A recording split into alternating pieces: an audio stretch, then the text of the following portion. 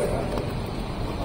ಸೈದ್ಧಾಂತಿಕ ನಿಲುವೇನು ಇವತ್ತು ಕಾಂಗ್ರೆಸ್ ರಾಷ್ಟ್ರ ಮಟ್ಟದಲ್ಲಿ ಸ್ವಲ್ಪ ಮಟ್ಟಿಗೆ ಕ್ಷೀಣಿಸಿದೆ ಅಂತಂದ್ರೆ ನಾವು ನಮ್ಮ ಸೈದ್ಧಾಂತಿಕ ನಿಲುವುಗಳನ್ನು ಜನರಿಗೆ ತಲುಪಿಸೋದ್ರೊಳಗೆ ನಾವು ವಿಫಲರಾಗಿದ್ದೀವಿ ಅಂತ ಅರ್ಥ.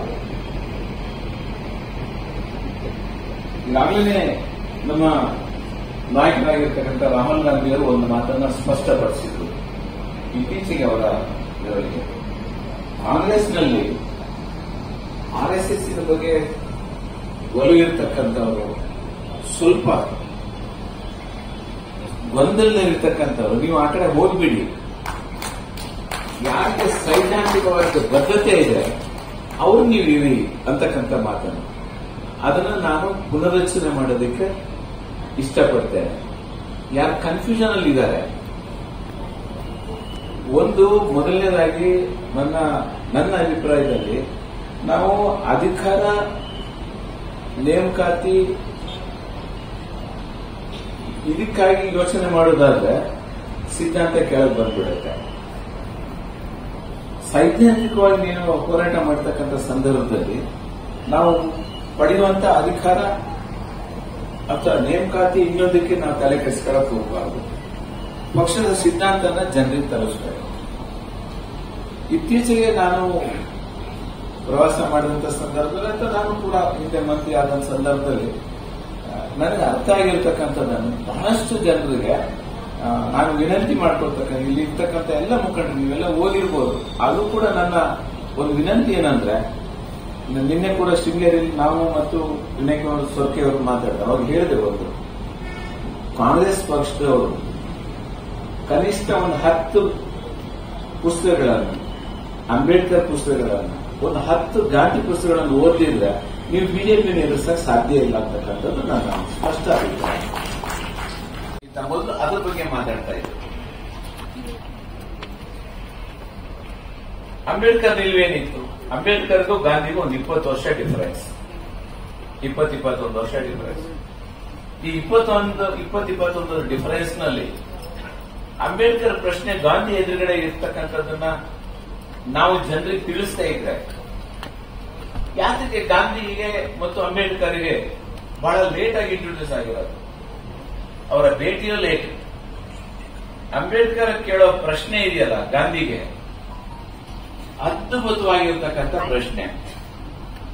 ಆ ಪ್ರಶ್ನೆ ಏನು ಅಂತ ಹೇಳಿದ್ರೆ, ಅವತ್ತಿನ ಸಂದರ್ಭದಲ್ಲಿ 30ರಿಂದ 33 ಕೋಟಿ ಜನ, 1925ರಿಂದ 30-35 ಒಳಗಿನ ಸಂದರ್ಭದಲ್ಲಿ ಈ ದೇಶದ ಜನಸಂಖ್ಯೆ. ಅಂಬೇಡ್ಕರ್ ಕೇಳೋ ಪ್ರಶ್ನೆ ಗಾಂಧಿ ಇಷ್ಟೇನೆ, ಈ ದೇಶದಲ್ಲಿ 30 ಕೋಟಿ ಜನ ಇದ್ದೇವೆ, 10 ಕೋಟಿ ಜನ ಈ ದೇಶದಲ್ಲಿ ಬಾವಿ ನೀರು ಕುಡಿಯೋ ಹಾಗಿಲ್ಲ, ಕೆರೆ ನೀರು ಕುಡಿಯೋ ಹಾಗಿಲ್ಲ, ದೇವಸ್ಥಾನದೊಳಗೆ ಹೋಗೋಗಿಲ್ಲ. ನಿಮ್ಮ ಸ್ವಾತಂತ್ರ್ಯ ಯಾರಿಗೆ ಸಿಗುತ್ತೆ ಅನ್ನೋದು ನನಗೆ ಕ್ಲಾರಿಫೈ ಮಾಡಿ.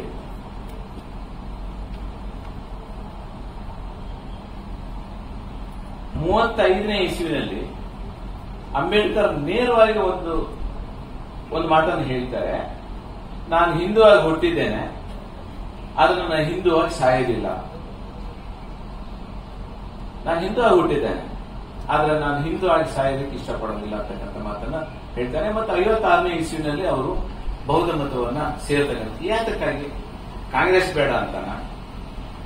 ನಮ್ಮ ಮುಖಂಡರುಗಳು, ನಮ್ಮ ಜಿಲ್ಲಾ ಮುಖಂಡರುಗಳು, ತಾಲೂಕು ಮುಖಂಡರುಗಳು, ರಾಜ್ಯದವರು ಎಲ್ಲರೂ ಕೂಡ ಇದಕ್ಕೆ ಪ್ರತ್ಯುತ್ತರವನ್ನು ನಾವು ಜನಸಾಮಾನ್ಯರಿಗೆ ತಿಳಿಸ್ತಾ ಇದ್ರೆ ಬಿಜೆಪಿ ಹೇಳಿದ ಸತ್ಯ ಅಂತ ಅನ್ಸ್ಬಿಡುತ್ತೆ.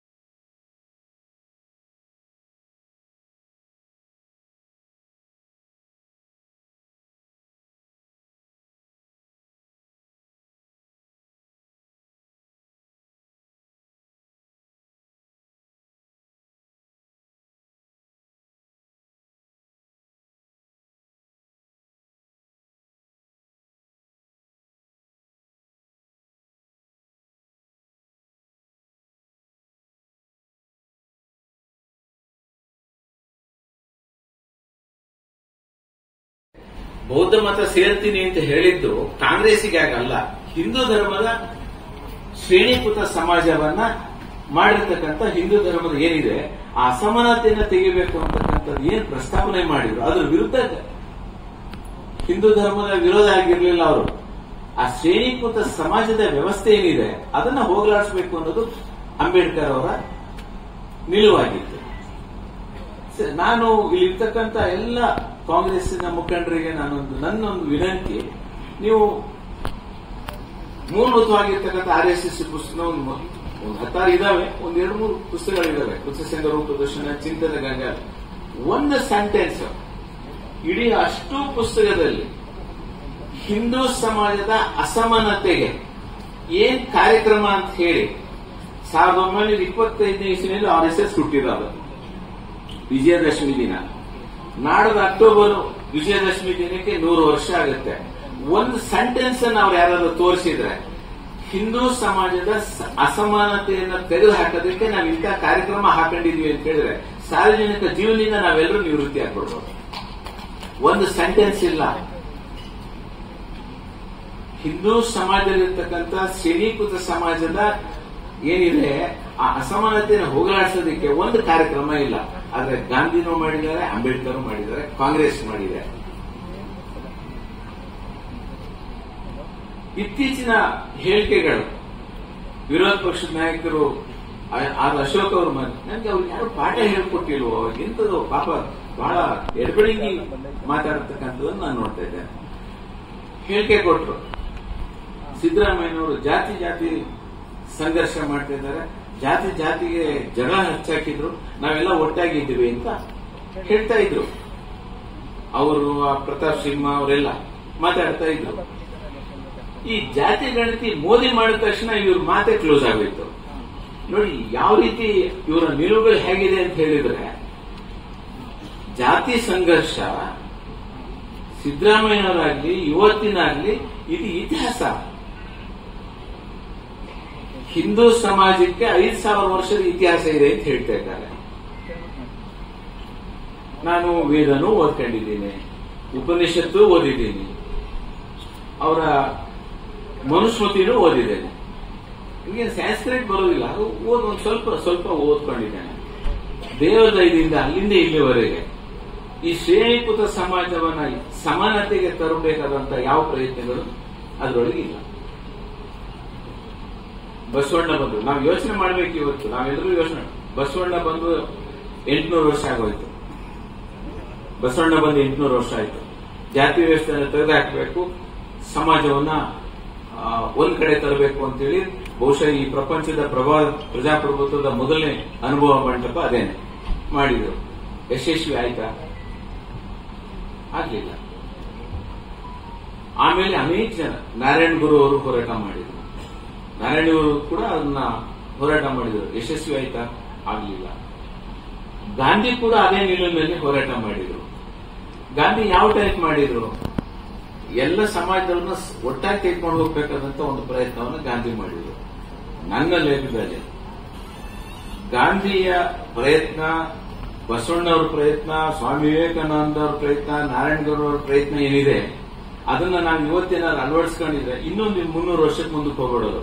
ಈ ರಿಸರ್ವೇಶನ್ ವ್ಯವಸ್ಥೆನೇ ಬರ್ತಿರ್ಲಿಲ್ಲ. ಇವತ್ತೇನಾದ್ರು ಅಂಬೇಡ್ಕರ್ ಈ ದೇಶದಲ್ಲಿ ಹುಟ್ಟದೇ ಇದ್ದಿದ್ರೆ, ಅಂಬೇಡ್ಕರ್ ಕಾನ್ಸ್ಟಿಟ್ಯೂಷನ್ಗೆ ಈ ರೀತಿಯ ಒಂದು ವ್ಯವಸ್ಥೆ ತರದೇ ಇದ್ದಿದ್ರೆ ಖಂಡಿತವಾಗೂ ಕೂಡ ಇವತ್ತು ಈ ದೇಶದಲ್ಲಿ ಒಂದು ಏನು ತುಳಿಸಿಕೊಳ್ಳದಾಗಿರತಕ್ಕಂಥ ಸಮಾಜ ಏನಿದೆ ಅವರನ್ನ ಒಂದು ಪೈಸೆನೂ ಮಾತಾಡಕ್ಕೆ ಅವಕಾಶ ಇಲ್ಲದಂತ ಪರಿಸ್ಥಿತಿ ನಿರ್ಮಾಣ.